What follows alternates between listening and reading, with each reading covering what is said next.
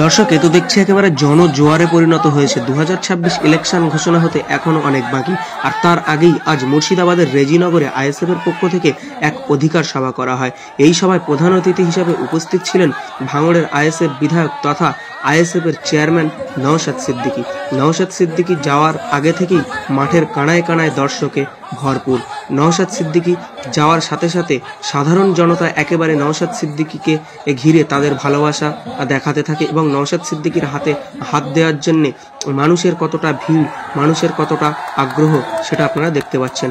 নওশাদ সিদ্দিকী এখন স্টেজের দিকে যাচ্ছেন এবং আজ এই সভামঞ্চ থেকে নওশাদ সিদ্দিকী কি বার্তা দিলেন সেটা আপনাদেরকে শোনানোর চেষ্টা করব। এবং আপনারা আমাদের চ্যানেল নতুন হলে চ্যানেলটি সাবস্ক্রাইব করবেন, ফেসবুক পেজে নতুন হলে পেজটি ফলো করবেন এবং ভিডিওটি প্রচুর পরিমাণে শেয়ার করে প্রত্যেককে দেখার সুযোগ করে দিন। নওশাদ সিদ্দিকী কি বলছে শুনতে থাকুন আপনারা আমাদের চ্যানেলের মাধ্যমে। মুর্শিদাবাদের মাটি কখনো গঙ্গায় কখনো পদ্মাতে তলিয়ে যাচ্ছে, এই অপদস্থ সরকারের কোনো হুঁশ নাই। আর মানুষ থাকলো কি মানুষ, মা কাঁদছে তার আশ্রয়স্থলে স্কুলে, মাটি গঙ্গা পদ্মায় তলিয়ে যাচ্ছে, আর থাকলো কি মানুষ। আমাদেরকে মানুষ মনে করে, মনে হয় আমাদেরকে মানুষ মনে করে? আমি বিশ্বাস করি না ভাই, শুধুমাত্র ভোটার মনে করেন। তাহলে মানুষের প্রসঙ্গতে আসছেই না। আমি ঘুরে আসলাম ওখান থেকে, আমি আপনাদের বলি ওই প্রসঙ্গ একটু ছোট্ট করে বলবো। গিয়ে দেখলাম প্রায় 138টি পরিবার ধ্বংস হয়ে গিয়েছে। এই রিসেন্ট 2-1 মাসের মধ্যে আরো পরিবার হয়তো ধ্বংস হতে পারে যদি সরকার না সদর্থক ভূমিকা নেয়। একদিকে শুভেন্দু অধিকারী বড় বড় কথা বলে, জ্ঞান দিয়ে বেড়াচ্ছে। আমি এই মঞ্চ থেকে শুভেন্দু অধিকারী 3 দিন নেতাদেরকে বলতে চাই, পদ্মা হচ্ছে আন্তর্জাতিক একটা নদী। কেন আপনারা আন্তর্জাতিক নদীর যে স্ট্যাটাস আছে, নর্মস কন্ডিশন আছে, কেউ যদি এই নদী দ্বারা ক্ষতিগ্রস্ত হয় পুনর্বাসনের জন্য যে রুলস আছে সেই রুলস অনুযায়ী এই 138টা পরিবার ক্ষতিপূরণ পাবে না। এই নিয়ে আপনি একবারও কথা বলতে দেখছি না কেন? হিন্দু ভাই গল্প শোনালেও যে 138টি পরিবার ক্ষতিগ্রস্ত হয়েছে, ওখানে আমার হিন্দু আমার মুসলিম সমাজের মানুষরাও আছে। অন্তত ওই অপদার্থ শুভেন্দু অধিকারী ওই আমার হিন্দু ভাইদের অন্তত কথা বললে তাও মনে একটু শান্তি আসতো, সেটাও বলেনি। আর আমাদের রাজ্য সরকার খেলামেলা করে হাজার হাজার কোটি টাকা অপাত্রে দান করছে, ওখানে কংক্রিটের বাঁধ নির্মাণ করেনি। গঙ্গা বক্ষে তলিয়ে যাচ্ছে, মালদা মুর্শিদাবাদ নদীয়ার হেভি অংশ গঙ্গা বক্ষে পদ্মা বক্ষে তলিয়ে যাচ্ছে, কোন ব্যবস্থা গ্রহণ করছে না। আর উল্টো দিকে হাজার হাজার কোটি টাকা খেলামেলা করে নষ্ট করে দিচ্ছে। আপনাদের বলি, অনেকের মধ্যে একটা ভুল ধারণা ঢুকিয়ে রেখেছে নাকি ওই গঙ্গা ভাঙন পদ্মা ভাঙন রোধ করা যায় না। আপনারা এখান থেকে যদি মালদাতে যান, ফারাক্কা যখন পার করবেন, গেট আছে না, কি গেট বলে গো, ফারাক্কা ব্যারেজ আছে তো, তার থেকে ডান সাইডে নতুন আর একটা ব্রিজ তৈরি হচ্ছে না ভাই? হচ্ছে তো নাকি? যদি গঙ্গা বক্ষের উপরে নতুন করে ব্রিজ নির্মাণ করা যায়, তাহলে গঙ্গা বক্ষে যদি নতুন ব্রিজ নির্মাণ করা যায়, তাহলে কেন গঙ্গার পাড়ে ভাঙন রোধ করা যাবে না? আমাদেরকে মন মুছে রাখা হচ্ছে। তার সাথে সাথে বলছি, পশ্চিম বাংলায় একটা বড় চর্চিত পর্যটন কেন্দ্র হচ্ছে দীঘা। দীঘাতে আমরা অনেকেই কম বেশি গিয়েছি বা তার ভিডিও দেখেছি। মাঝ সমুদ্র থেকে যেভাবে ঢেউ এসে পাড়ে আছড়ে পড়ছে, দীঘার কি তার ক্ষতিগ্রস্ত হয়েছে? একটু আওয়াজ দেবেন আপনারা। তাহলে যদি ঢেউ আছড়ে পড়লেও ক্ষতিগ্রস্ত না হয়, কারণটা কি? ওখানে কংক্রিটের বাঁধ নির্মাণ করেছে, বিজ্ঞানসম্মত ভাবে বাঁধ নির্মাণ করেছে, বিজ্ঞানসম্মত ভাবে বাঁধের রক্ষণাবেক্ষণ করছে বলে ওখানকার পাড় ধ্বংস হচ্ছে না, ওখানকার মানুষ ক্ষতিগ্রস্ত হচ্ছে না। যদি দীঘায় কংক্রিটের বাঁধ নির্মাণ করে ওখানকার মানুষকে বিপদের হাত থেকে বাঁচানো যায়, কেন মুর্শিদাবাদ নির্মাণ করে এই বিপদের হাত থেকে রক্ষা করবে না। ভাবতে অবাক লাগছে, তোমরা 302 নম্বর ধারায় গেলে চার্জশিট করে নিয়ে গেলে বিপদ আছে, কিন্তু একটা মিনিমাম টাইম পর্যন্ত কিন্তু ছেলে থাকতে হবে। আর মারতে গিয়ে যদি কেউ অজ্ঞাতে লেগে মারা যায়, ছেলের বাইরে আর মারাতে পারবো না। তাহলে জানতেন মারামারি করতে যেতেন না, কিন্তু আপনি যাতে না জানতে পারেন আপনার হাত থেকে বই পেন খাতা কেড়ে নেওয়া হচ্ছে। এটা শুধু মুসলমানদের কাছ থেকে হচ্ছে না, দলিতদের কাছ থেকে করা হচ্ছে, আদিবাসীদের কাছ থেকে করা হচ্ছে, মুসলমানদের কাছ থেকে করা হচ্ছে, পিছিয়ে বর্গের যারা আছে তাদের কাছ থেকে বই পেন খাতা কেড়ে নেওয়া হচ্ছে, শিক্ষা কেড়ে নেওয়া হচ্ছে, আর মারামারিতে এদেরকে এগিয়ে দেওয়া হচ্ছে। আপনারা তথ্য দেখুন, 2012 সাল থেকে 2024 সাল আমাদের পশ্চিম বাংলায় 25,000 প্রাইমারি স্কুল বন্ধ করেছে এই অপদস্থ সরকার, এই মমতা ব্যানার্জি সরকার। এই 25,000 স্কুলগুলো কোথায় আছে দেখুন, যেখানে আমার আদিবাসী ভাইরা বেশি বসবাস করে, যেখানে আমার দলিত ভাইরা বেশি বসবাস করে, যেখানে আমার মতুয়া ভাইরা বেশি বসবাস করে, যেখানে আমার মুসলিম ভাইরা বেশি বসবাস করে, ওই সমস্ত এলাকা থেকে 25,000 স্কুল বন্ধ করে দিয়েছে। ক্ষতি তারা হলো, তাদের ক্ষতি হবে যারা দিন আনে দিন খায়, এই স্টেশনে হকারি করে, সকালবেলা এসে ঘন্টা লাগায়, সন্ধ্যাবেলা বাড়ি যায়, সকালবেলা উঠে মাঠে যায়, সন্ধ্যাবেলা বাড়ি যায়, দিনে 300 টাকা 350 টাকা খুব কষ্ট করে যারা ইনকাম করে, তাদের ছেলেগুলোই সরকারি প্রাইমারি স্কুলগুলোতে যেত। সেইগুলো ইচ্ছাকৃত হবে মমতা ব্যানার্জির দায়িত্ব নিয়ে বন্ধ করছে, এই জন্যই যেদের ছেলেগুলো স্কুলে না যেতে পারে, এদের ছেলেগুলো যদি স্কুলে যায়, মমতা ব্যানার্জির ভাইপোর হয়ে লাঠিয়াল বাহিনী কে থাকবে? এখানে যারা এমপি আছে, এমএলএ আছে, এদের হয়ে লাঠিয়াল বাহিনী কে থাকবে? সেই জন্য এমপি এমএলএ ছেলেরা বেসরকারি স্কুলে গিয়ে ডিগ্রি অর্জন করছে, বিদেশে গিয়ে পড়িয়ে নিয়ে আসছে, আর আপনি আমি আপনার দাদুরা কেউ দাদুদের হয়ে লাঠিয়াল বাহিনী ছিল, এখন আপনাদেরকে ওই এমপি এমএলএদের হয়ে লাঠিয়াল বাহিনী করে রাখছে, ওদের পরের প্রজন্মকে বিদেশে পড়াচ্ছে, আর আপনার ছেলে মেয়েগুলোর কাছ থেকে শিক্ষা কেড়ে নিয়ে মানে ওই নেতার ছেলে নেতা হবে, তার হয়ে লাঠিয়াল বানানোর পরিকল্পনা এই সরকার করছে। সেই ঘটনাটা ঘটেছে, সেই জন্য আমার রাজ্যের মুখ্যমন্ত্রীর নাকি সারাদিন ঘুম হয়নি, সারা রাত্রি ঘুমাতে পারেননি।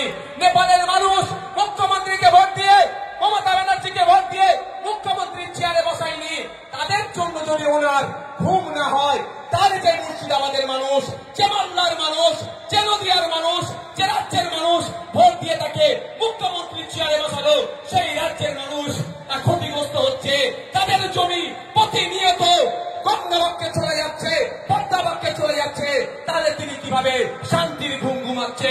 তাহলে মানুষের সাথে, মুর্শিদাবাদের মানুষের সাথে, তারানগরের মানুষের সাথে, মালদার মানুষের সাথে, নদিয়ার মানুষের সাথে বিচারিতা হচ্ছে না ভাই? উনি নেপালের মানুষ, ওনাকে কোনোদিন ভোট দেয়নি, ওনাকে মুখ্যমন্ত্রী নেপালের মানুষ করেনি, উনি নেপালের জন্য চিন্তিত, সারা রাত ঘুমাতে পারেনি।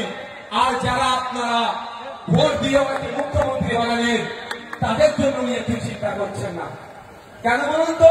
মেঘ না চাইতে পানি পেয়ে যাচ্ছে, মেঘের কি প্রয়োজন আছে? তাই আপনাদের বলবো, সামনের দিন আসছে, জবাব দেওয়ার সময় এসেছে, যখন ওয়াকফ নিয়ে সারা পশ্চিম বাংলার মানুষ, সারা ভারতবর্ষের মানুষ চিন্তিত যে ওয়াকফ নিয়ে কি হবে, ওয়াকফ নিয়ে কি হবে। সেই সময় মাননীয়া তিনি স্টেজ থেকে বললেন, আর অপদার্থ এমএলএ এমপি গুলো এই প্রথম সারিতে বসেছিল, তারা উত্তর দিল না যে কারো যদি ওয়াকফ নিয়ে আন্দোলন করতে হয় দিল্লি গিয়ে করবেন বলে আমাদেরকে নিদান দিয়েছিল। তাই সময় এসেছে মাদ্রাসা বাঁচানোর লড়াই, মসজিদ বাঁচানোর লড়াই, ঈদগাহ বাঁচানোর লড়াই, কবরস্থান বাঁচানোর লড়াই। আমাদের পাশে যারা ছিল না, সময়ের সাথে সাথে তার জবাব দেওয়া হবে। হবে তো নাকি ভাই? হাত তুলে দেখান, হাত তুলে দেখান। মমতা ব্যানার্জির এত সাহস কি করে হলো? তিনি রাজা, আমরা প্রজা নয়, এটা মাথায় রাখতে হবে। গণতন্ত্রে প্রত্যেকটা নাগরিক রাজা। এই রাজার দেশে অনেকটাই নাগরিক 5 বছরের জন্য দায়িত্ব তুলে দিয়েছে। উনি দায়িত্ব পেয়ে যদি রাজা মনে করে আমরা রাজা, আগামী দিনে তাকে বুঝিয়ে দেবো। হবে তো ভাই? অবাক করে যাচ্ছি। মুর্শিদাবাদের শিক্ষা ব্যবস্থায় শিক্ষা প্রতিষ্ঠান দিতে হবে বেশি বেশি করে। আমাদের অপরাধটা হচ্ছে গঙ্গা ভাঙন, পদ্মা ভাঙন রোধের কথা বলা, এটাই আমাদের অপরাধ হয়ে যায়। আমাদের অপরাধ মুর্শিদাবাদের উন্নত মানের হসপিটাল দিতে হবে, এটাই আমাদের অপরাধ হয়ে যায়। সেই জন্য আমাদেরকে ধরে জেলের মধ্যে রেখেছিল। তাই আমি আপনাদের সামনে বলে যাই, এই রেজিনগরে দাঁড়িয়ে আপনাদেরকে বলে যাই, একবার কেন 100 বার আমরা জেলে যেতে প্রস্তুত আছি। মানুষের জন্য কথা বলে যাব, মুর্শিদাবাদের মানুষের জন্য কথা বলবো, মালদার মানুষের জন্য কথা বলবো, দিনাজপুরের মানুষের জন্য কথা বলবো, নর্থ বেঙ্গলের মানুষের জন্য কথা বলবো, সাউথ বেঙ্গলের মানুষের জন্য কথা বলবো। তাতে যদি আমাকে একবার কেন 100 বার জেলে পাঠায়, আমি হাসি মুখে 100 বার জেলে যেতে প্রস্তুত আছি। বন্ধুগণ, আপনাদেরকে নকল আর আসল চিনতে হবে। এখন নকল মানের উপরে লিখা আছে নকল হইতে সাবধান, বুঝতে পারছেন? আপনি ভাবছেন তাহলে এ মাল ঠিক আছে, ওটা তাহলে নকল হবে। তো নকলের উপরে লিখে রেখেছে যাতে নিজেকে না আর ধরতেই দেয় না। আমি তো সলিড, ওই দেখো চোর, দেখবেন চোরের মানে এটা যদি এখন ক্যামেরা ফ্যামেরা হ্যান ত্যান অনেক আপডেটেড হয়ে গেছে। বিগত সময়ে গ্রামে চোর বললে সবাই জেগে গেলে চোর চোর করে চিৎকার করলে চোর চোর চোর চোর করতে ওদের মধ্যে পালায়। তো এদের দশায় হয়ে গেছে, এখন তালিম নেওয়ার চেষ্টা করছে। আমি আপনাদের একটা কথা বলি এই প্রসঙ্গে, যে সজাগ সতর্ক থাকতে হবে। কাকে কান নিয়ে চলে গেছে বলে কাকের দিকে তাকাবার দরকার নেই, নিজের কানে হাত দিয়ে দেখুন। এটা হিংসা ছড়াবে হিন্দু মুসলমানের মধ্যে, যে আমাদের ঐক্য সেটাকে নষ্ট করার চেষ্টা করবে। এই নষ্ট করলে বিজেপি তৃণমূল উভয়ের লাভ হবে। সেই জন্য দেখবেন শুভেন্দু অধিকারী রাত দিন হিন্দু মুসলমান হিন্দু মুসলমান হিন্দু মুসলমান এমন এমন কথা বলছে, এলাকায় সব যদি ভুল তত্ত্ব হয় ও ঝান্ডা ধরে তোদের দলে চলে যাবে। মাত্র 30,000 বাঙালি উড়িষ্যাতে গিয়ে কাজ করে। যদি আমরা 3 লক্ষ উড়িয়াকে আমাদের পুলিশ আমরা বুকে আগলে রাখতে পারি, তাহলে আমাদের 30,000 বাঙালিকে কেন ওরা নিরাপত্তা দিতে পারবে না ভাই? যদি ওরা আমাদের ওটা আক্রমণ চালায়, মুখ্যমন্ত্রী যদি একবার উড়িষ্যার মুখ্যমন্ত্রীকে কথা বলে, ঠিক আছে আমি 30,000 নিয়ে চলে আসবো, 3 লাখটা আমি ফেরত দিয়ে দেবো, তাহলে কি অত্যাচার বন্ধ হবে না? একটা শুধু কল আমি এটা ফেরত নিয়ে নেওয়া, ফেরত পাঠিয়ে দেওয়া এর পক্ষে আমি নয়। এটা ফ্রিডম অফ মুভমেন্ট আর্টিকেলে সংবিধানে উল্লেখ আছে, আমি সংরক্ষিত জায়গা ছাড়া ভারতবর্ষের যে কোনো প্রান্তে গিয়ে চলাচল করতে পারি, বসবাস করতে পারি, ব্যবসা করতে পারি। আর্টিকেলে সংবিধানে উল্লেখ আছে, তার পরিপন্থী হবে। আমি এটার বিরুদ্ধে নয়, কিন্তু যখন দেখছি আমার বাংলার শ্রমিকদের বারবার আক্রান্ত হচ্ছে, বাংলার শ্রমিকরা বারবার মার খাচ্ছে, তাহলে আমার বাংলা শ্রমিকদের স্বার্থে আমাকে তো একটু ফুস করতে হবে ভাই। হবে কি হবে না? আমি বলছি আমার দরকার নেই, ফুস তো করতে হবে, তাহলে কি ছেড়ে দেবে? আমাকে 42 দিন জেল খাটিয়েছে, যদি ফুস না করতাম আরো 42 দিন খাটাতে হইতো। ফুস তো ভাই করতে হবে, সেটা করছে কি করেনি? মার খাচ্ছে কে? দলিত। মার খাচ্ছে কে? আদিবাসী। মার খাচ্ছে কে? মুসলমান। ওরা এদেরকে মানুষ মনে করে না, শুধু ভোটার মনে করে। ওই জন্য যা হচ্ছে হোক, আমরা ভোটের সময় ভোট পেয়ে যাব। তাই আপনাদের বলবো, আওয়াজ তুলতে হবে, রাজ্য সরকারকে দায়িত্ব নিতে হবে, পরিযায়ী শ্রমিকদের উপরে অত্যাচার বন্ধ করতে হবে।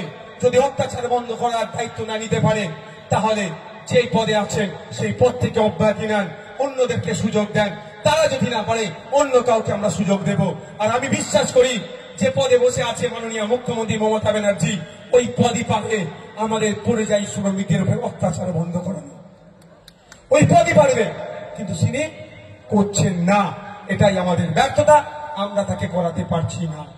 তাই সময় আসলে আঙুঠাটা যেখানে দেন, আনেওয়ালা দিনে আগামী দিন যেটা আসছে, আঙুঠাটা একবার ঘুরিয়ে দেন, দেখবেন আপনার অত্যাচার বন্ধ হবে। আপনারা কালকে শুনলেন ভাঙড়ে এক নোটোরিয়াস ক্রিমিনালকে মমতা ব্যানার্জি দায়িত্ব দিয়েছে। এক নোটোরিয়াস ক্রিমিনাল, আমি বলছি না ভাই, ন্যাশনাল হিউম্যান রাইটস কমিশন বলছে ওটা একটা নোটোরিয়াস ক্রিমিনাল, কুখ্যাত সমাজ বিরোধী একটা।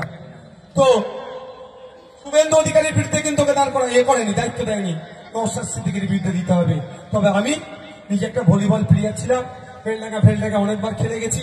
বেলডাঙ্গার বড়বাবু তৎকালীন সময়, এখন বলতে পারবো না, মেজবাবু ছোট বাবু দুজন টিম নিয়েছে, কোন এক বাবুর হয়ে আমিও খেলে গেছি সেই সময়। 2016 আগের কথা বলছে।